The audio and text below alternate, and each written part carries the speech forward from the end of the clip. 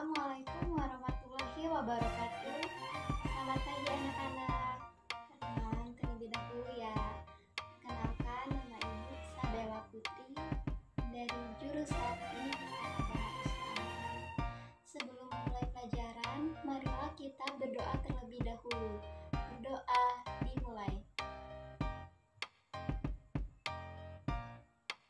Berdoa selesai.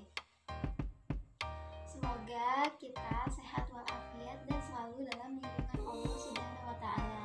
Amin ya Rabbal Alamin. Minggu lalu kita sudah belajar materi tentang kerja keras dan tanggung jawab. Ada yang masih ingat tidak materi kerja keras dan tanggung jawab? Ya.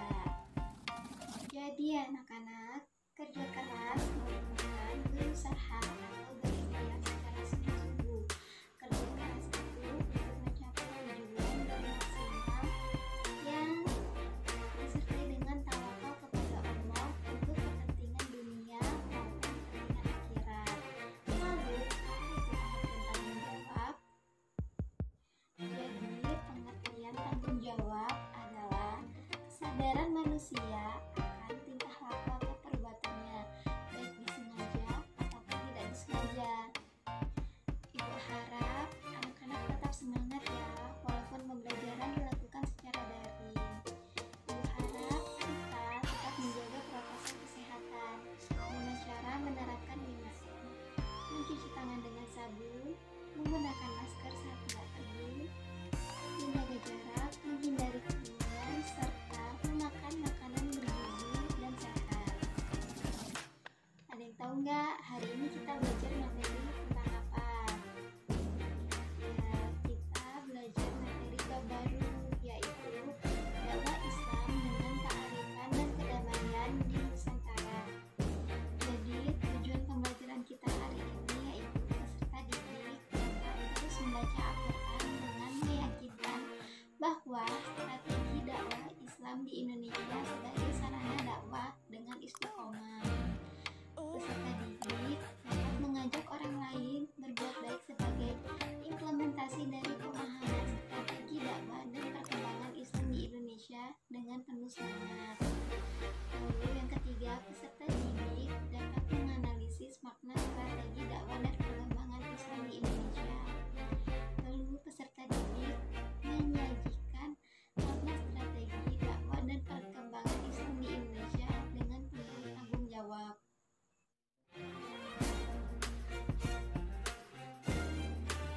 Masuknya Islam di Nusantara. Sebelum agama Islam masuk ke Nusantara, berbagai macam agama dan kepercayaan seperti animisme, dinamisme, Hindu, dan Buddha telah dianut oleh masyarakat Nusantara.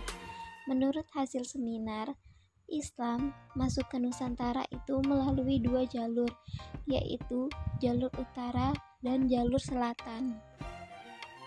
Berawal dari daerah itulah Islam mulai menyebar ke berbagai pelosok Nusantara, yaitu wilayah-wilayah Pulau Sumatera, Pulau Jawa, Pulau Sulawesi, Pulau Kalimantan, Pulau Maluku, dan sekitarnya. Hal itu disebabkan antara lain karena berbagai hal, adanya dorongan kewajiban bagi setiap muslim atau muslimah. Lalu, adanya kesungguhan hati dan keuletan para juru dakwah untuk berdakwah secara terus-menerus kepada keluarga, tetangga, dan masyarakat sekitarnya. Lalu, persyaratan untuk memasuki Islam sangat mudah. Seorang telah dianggap masuk Islam hanya dengan mengucapkan 2 kalimat syahadat. Lalu, ajaran yang keempat, ajaran persamaan hak dalam agama Islam. Tidak adanya sistem kasta dan diskriminasi. Lalu yang terakhir, raja-raja Islam yang ada di berbagai wilayah Nusantara ikut berperan aktif melaksanakan kegiatan dakwah Islamiyah, khususnya terhadap rakyat mereka.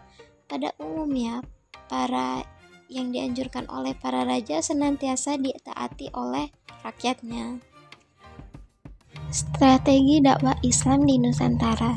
Yang pertama, melalui jalur perdagangan. Lalu, yang kedua, melalui jalur pernikahan.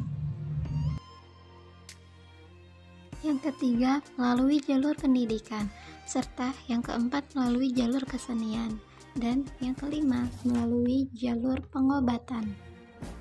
Perkembangan Islam di Nusantara. Yang pertama ada wilayah Sumatera, bahwa daerah pertama dari Kepulauan Nusantara yang dimasuki Islam adalah Sumatera bagian utara, seperti Pasai dan Perlak.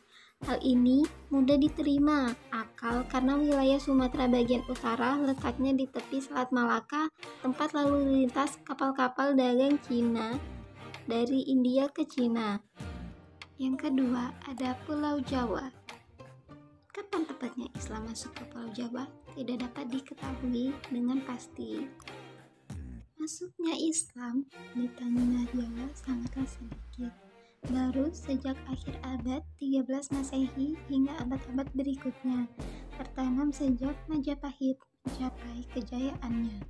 Bukti-bukti proses pengembangan Islam ditemukan lebih banyak lagi, misalnya penemuan guguran Islam di Toloyo dan Gresik, juga di Mongkon pada tahun 1416 Masehi. Perkembangan Islam di Tanah Jawa dilakukan oleh 9 wali atau Wali Songo. Yang pertama ada Sunan Gresik. Maulana Malik Ibrahim atau Syekh Maghribi merupakan wali tertua di antara Wali Songo yang menyiarkan agama Islam di Jawa Timur, khususnya di daerah Gresik, sehingga dikenal dengan nama Sunan Gresik. Yang kedua ada Sunan Ampel.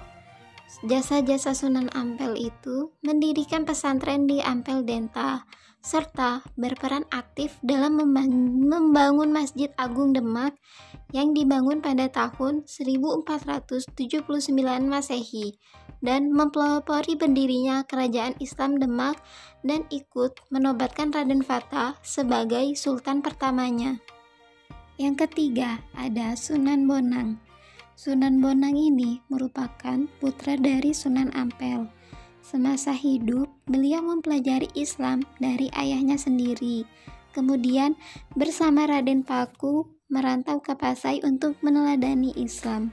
Jasa beliau sangat besar dalam penyiaran Islam. Yang keempat ada Sunan Giri. Sunan Giri atau Raden Paku ketika usia memasuki remaja, ia belajar agama Islam di pondok pesantren milik Sunan Ampel.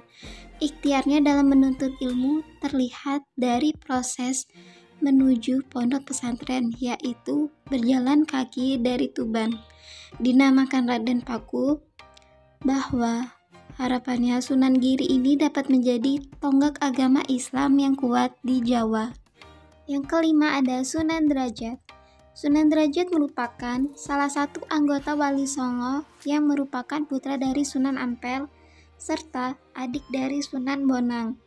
Sunan Derajat terkenal akan jiwa sosialnya yang tinggi. Kemudian sejalan dengan tema-tema dakwah yang beliau bawakan yang terkait dengan gotong royong dan saling membantu. Yang keenam ada Sunan Gunung Jati. Sunan Gunung Jati yang bernama asli Syarif Hidayatullah menjadikan kota Cirebon sebagai pusat dakwahnya. Sunan Gunung Jati mendirikan Kesultanan Cirebon dan Banten serta pesantren Gunung Jati. Yang ketujuh ada Sunan Kudus. Sunan Kudus memiliki keilmuan dalam agama Islam berupa ilmu fikih, usul fiqh, tauhid, hadis, dan logika. Gending Mas Kumambang dan Mijil adalah sebuah cerita yang ia buat untuk kepentingan dakwah. Dan yang kedelapan ada Sunan Kalijaga. Sunan Kalijaga adalah sunan yang paling merakyat, tak kalah menyebarkan agama Islam pada masyarakat Jawa. Sunan Bonang adalah guru dari Sunan Kalijaga. Pendekatan yang digunakan Sunan Kalijaga dalam mensyiarkan agama Islam adalah melalui kesenian dan kebudayaan. Yang terakhir ada Sunan Muria. Metode dakwah yang digunakan oleh Sunan Muria adalah penyebaran agama Islam dengan cara yang halus. Beliau amat senang berdakwah di tempat terpencil dan jauh dari ekosistem kota. Yang ketiga, ada Pulau Sulawesi.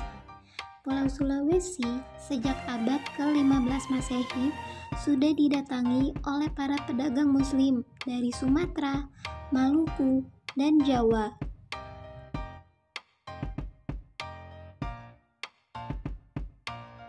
Yang keempat ada Pulau Kalimantan.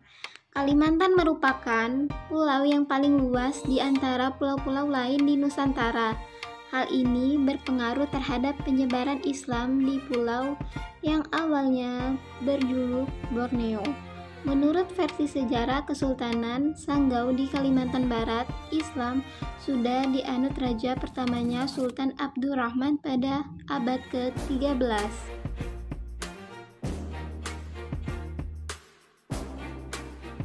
Dan yang terakhir, perkembangan Islam di Nusantara, yaitu wilayah Maluku Utara dan sekitarnya. Pada awal tahun 1400 sampai 1500 Masehi, Islam telah masuk dan berkembang di Maluku, dibawa oleh para pedagang muslim dari Pasai, Malaka, dan Jawa. Mereka yang sudah beragama Islam banyak yang pergi ke pesantren-pesantren di Jawa Timur untuk mempelajari Islam. Raja-raja di Maluku yang masuk Islam di antaranya Raja Ternate, Raja Tidore, dan lain-lain.